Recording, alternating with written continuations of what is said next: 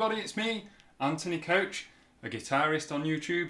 The other day I was listening to Marty Friedman, the album Dragon's Kiss, and I was listening to it and there was this moment in the song Anvils. I've not really heard this album so much, but when it came to this moment in this song, I was just blown away by the inventiveness, the creativity, and this theme and variation that Marty Friedman creates over this rather normal set of power chords. This bit here.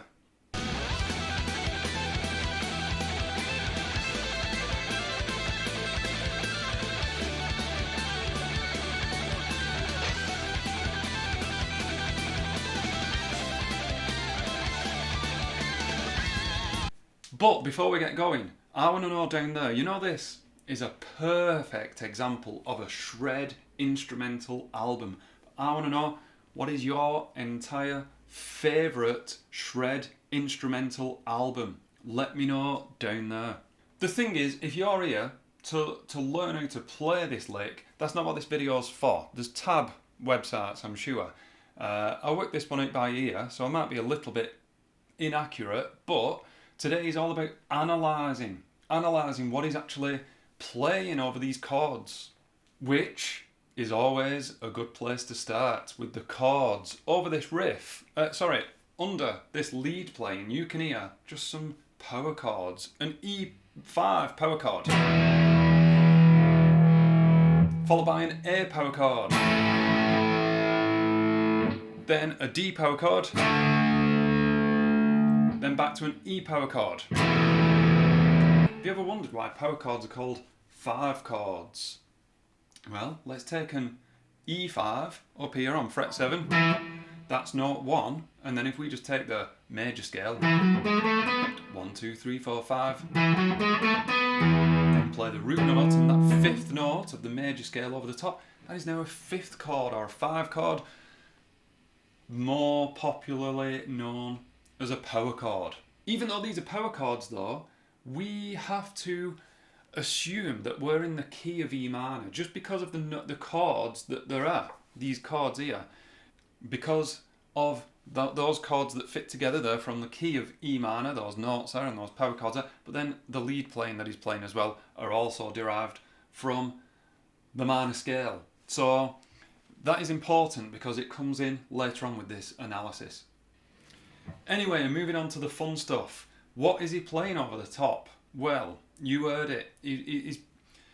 There's 2 reasons why this lick is incredible.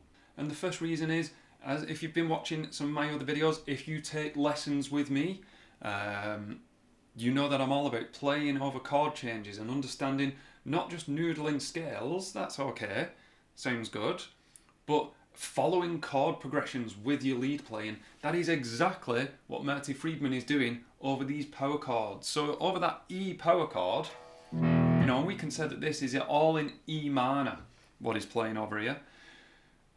So that the key, so he could have just played some E minor shred stuff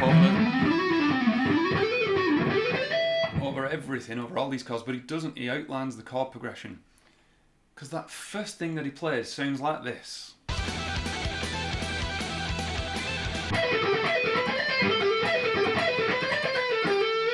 Yeah, there's loads of harmonies going on over the top. I think a second guitar is playing some harmonies, but let's have a closer look at what he's playing.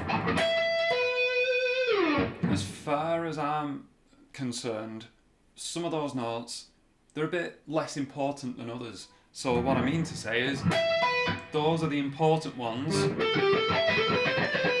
Those, that's just flourish. That's just bed-lad-ladder. Look how fast I am. Bed-lad-ladder.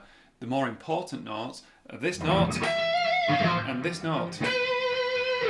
First note there is an E. The next note is a B.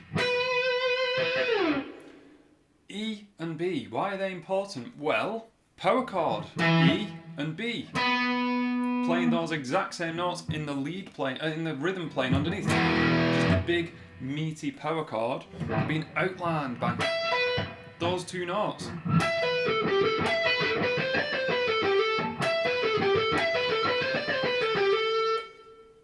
Perfect. perfectly outlining it. And I said there was a second reason why this as a phrase really, really works. And that reason is the rhythm. He could have just gone, he could have just stopped at... But he doesn't. He introduces some cool rhythm. Ba-da-da-da-da, ba-da-da-da-da. Some syncopation within the lick. Within the lick. Doing that. And what note is being syncopated? It's the root note. Perfect. Genius even. What happens next? Because the next lick is really similar, but there's subtle differences. Let's have a listen.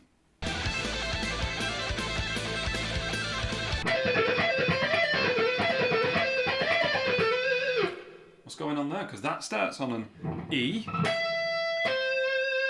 But now we've got the note C on those notes that I've dubbed the important notes. Those, the emphasis, the chord's changed. Chord's now an A5, an A power chord, but the emphasis is still on an E. Well, what are the notes of an A5 chord? A and E. So then why this C? Well, earlier I said that the chord progression in the lead playing was implying the key of E minor overall, and there is no C sharp in E minor. There is a C, so that makes sense. But furthermore, he's outlining an A minor chord at this point. Just because the power chord is just A and E doesn't mean that you have to leave out all the other notes, especially those other notes that are in the A minor chord. So what have we got then? Whoops. Yeah.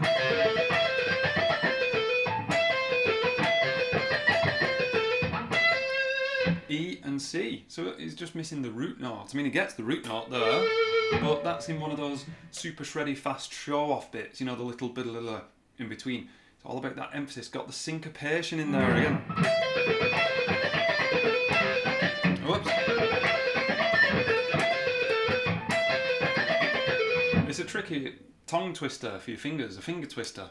That syncopation. But listen to this. That's the first one. Then when the chord changes, that in the jazz world is called voice leading, and it's one of the greatest things ever. Marty Friedman was using it. There's a B, the fifth of an E minor chord, going up to a C, which is a third of an A minor chord. Just such a smooth transition. That implies chord changes in the lead playing. What happens next? This.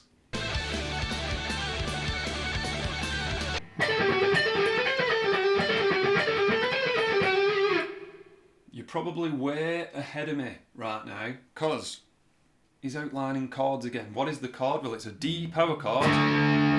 In the key of E minor though, really, that would be a D minor chord. So, no, it wouldn't. I got it wrong, because a D minor chord is D, F, A. In the key of E minor though, we've got an F sharp. So the theory dictates that the implied chord is a D major chord. D, F sharp, A, and those emphasis syncopated notes that he's playing, well, that's a D, and that's an A. It makes sense, that beautiful simplicity of outlining chords. But he's not just playing arpeggios, he's filling it in with all those shreddy bits in the middle, but it's all about that. It's all about this as a chord change. E, A, D. What happens next? Well, that's simple enough. He just goes back to E. So you end up with this sequence.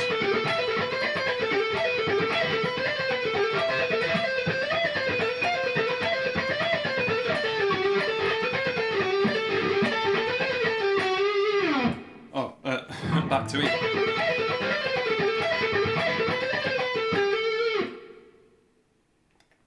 Simplistic. Not simple to play. I mean, I'm not as fast as the track. I'd have to sit and practice that one. but simple theory done precisely, well, inventively, that's definitely a word, and just that theme and variation, that you've got this theme that is really cool, and the chord changes. If you've got a lick, just move it to the new chord.